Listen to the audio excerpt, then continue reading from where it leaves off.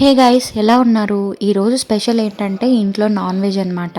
ఎందుకంటే Friday, Saturday, Sunday, Monday 4 days ఇంట్లో non veg అయితే ఉండదు. సండే ఎందుకు ఉండదో తెలుసు కదా అందరికీ, ఉగాది పండగ ఇంక అస్సలు తినము. మండే పాన చేసుకోవడానికి లేదు, మేమైతే తిన్నాం మండే. అందుకనేసి ఇంకా ఈరోజు అయితే తెప్పించుకున్నాను విష్ణుతోటి. ఇద్దరం వర్క్ ఫ్రమ్ హోమ్ అయితే చేస్తున్నాం అనమాట. వంట అంతా చేసేసరికి టైం అయితే 1:32 అయ్యిందనమాట. ఎంతైనా సరే వంట చేస్తే కడుపు నిండా తినడానికైతే అవ్వనే అవ్వదు. నాకొక్కటేనా ఫీలింగ్, అందరికీ అలానే ఉంటుందా?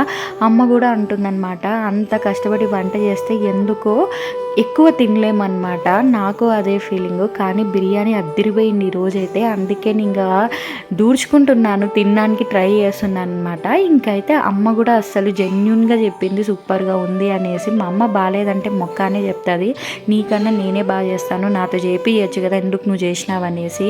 కానీ ఈసారి అయితే ఒప్పుకునింది. ఇంకా మా ఆయన ముఖంలోనే ఎక్స్ప్రెషన్స్కి నేను చెప్పాలి, చాలా బాగా కుదిరింది ఈసారి బిర్యానీ అయితే.